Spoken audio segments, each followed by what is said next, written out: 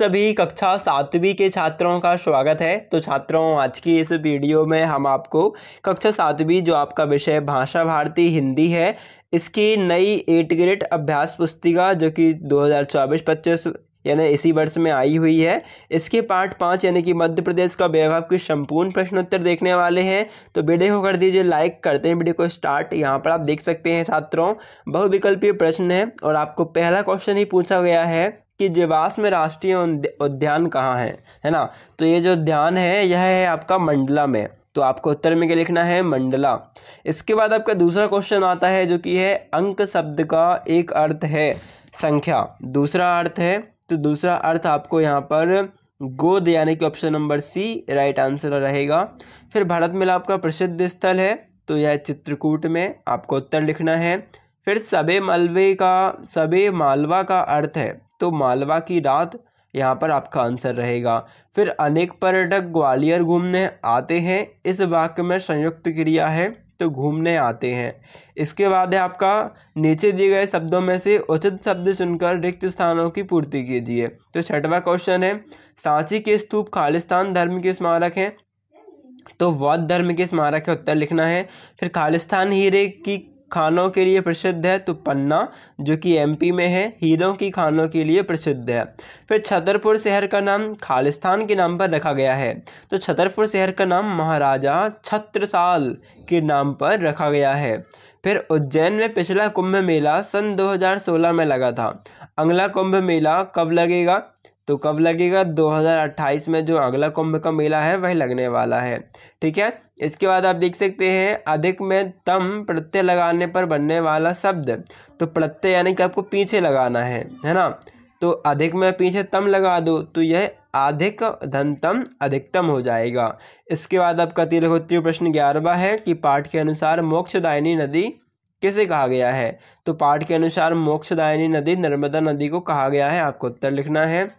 फिर आपका निम्नलिखित में से लोकगीत और लोक नाट्य पहचान कर लिखिए, तो दादरा, माच, भजन, ढोला माच, स्वांग और ठुमरी हैं। तो इनमें से जो लोकगीत है वो आ जाएगा दादरा, भजन और ठुमरी।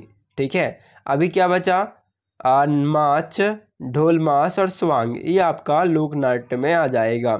इसके बाद 13वां क्वेश्चन है सोहन खेलता है और मुनिया पढ़ती है, वाक्य में क्रिया शब्दों को पहचान कर छांट कर लिखिए एवं एक क्रिया शब्द का शब्द युक्त वाक्य बनाइए। तो क्रिया शब्द है, मोहन खेलता है तो खेलता क्रिया है, मुनिया पढ़ती है तो पढ़ती है ना, पढ़ती क्रिया है। फिर है आपका यहाँ पर पढ़ती लिखिएगा। फिर वाक्य क्या लिखना है आपको, वाक्य लिखना है सोहन खेलता है ना। ये आपका वाक्य आप ऐसा लिख दीजिएगा, सोहन हटा के मोहन, क्योंकि सोहन तो पहले ही से लिखा है ना, तो आप लिख दीजिएगा बस मोहन।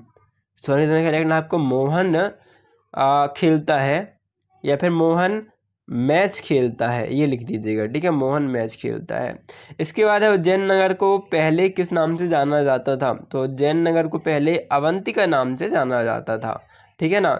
इसके बाद है आपका 15वां क्वेश्चन जो कि लघुत्तरी क्वेश्चन है, निम्नलिखित व्यक्तियों के किस योगदान के लिए उन्हें बुंदेलखंड का गौरव कहा गया, नाम के आगे लिखिए। तो डॉक्टर हरीश सिंह गौर, इन्हें कौन सा पुरस्कार मिला था, तो सागर विश्वविद्यालय के संस्थापक थे, यह इनका गौरव क्या था, गौरव स्थान था। फिर पंडित कामता प्रसाद गुरु, तो व्याकरणाचार्य थे। और पद्माकर, इसमें आपको लिखना है प्रसिद्ध रीतिकालीन कवि थे। फिर है आपका मालवा और निमाड़ क्षेत्र के प्रसिद्ध दर्शनीय स्थल कौन कौन से हैं, तो मालवा क्षेत्र के हो जाएंगे धार नगरी, बाघ की गुफाएं और मंडपगढ़ आदि। और निमाड़ क्षेत्र में लिखना है आपको वावनगंज, राजवाड़ा, इंदौर, मतलब कोष्ठक में इंदौर लिखना है क्योंकि राजवाड़ा इंदौर में है। अभी बहुत सारे राजवाड़ा हो जाएंगे, पर कौन सा वाला राजवाड़ा, इंदौर वाला, कांच मंदिर और झाबुआ आदि। फिर है यदि आपको मध्य प्रदेश में भ्रमण का अवसर मिले तो आप किस स्थान का भ्रमण करना चाहेंगे, कारण सहित लिखिए। तो उत्तर लिख देना है, यदि मध्य प्रदेश में भ्रमण का अवसर मिले तो हम उज्जैन जाना चाहेंगे, कारण यहाँ स्थित महाकाल ज्योतिर्लिंग, संदीपनी आश्रम व कुंभ मेला है। इसके बाद है ग्वालियर की किन्हीं 3 विशेषताओं का वर्णन कीजिए, तो आपको लिखना है पहली लाइन में ग्वालियर की 3 विशेषताएं। फिर पहला पॉइंट डालिएगा यहाँ के प्राचीन किले, दूसरा पॉइंट तानसेन और वीरांगना झांसी की रानी की समाधि स्थल, और तीसरा पॉइंट मानसिंह तोमर द्वारा निर्मित गुजरी महल में संग्रहालय में प्रदर्शित साल भांजिका की प्रतिभा।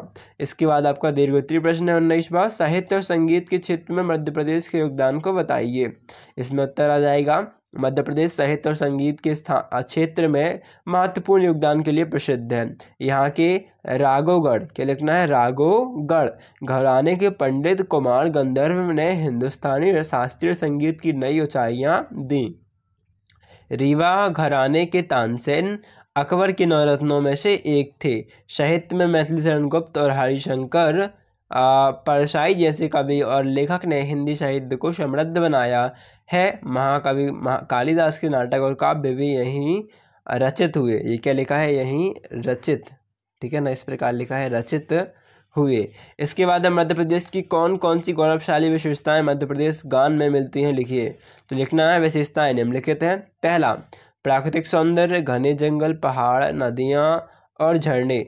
दूसरा, सांस्कृतिक धरोहर, खजुराहो के मंदिर, भीमबेटका की गुफाएं, सांची का स्तूप। ऐतिहासिक स्थल तो ओरछा, ग्वालियर का किला, मांडू की वास्तुकला। साहित्य और कला तो कालिदास, भावभूति और ब्रजमोहन व्यास जैसे साहित्यकारों का योगदान। फिर संगीत और नृत्य तो तानसेन, कुमार गंधर्व और बासंती देवी जैसे संगीतकों का उल्लेख। फिर विविधता और एकता तो विभिन्न समुदायों और संस्कृतियों के बीच सौहार्द और सहिष्णुता। और फिर विशेषताएं मध्य प्रदेश के गौरव और पहचान को उजागर करती हैं, ये आपको लिख देना है, ठीक है। इतना आपका आंसर रहेगा। तो छात्रों, यह था कंप्लीट सॉल्यूशन आपके पार्ट 5 का। अभी मिलते हैं नेक्स्ट वीडियो पर, जब तक के लिए धन्यवाद।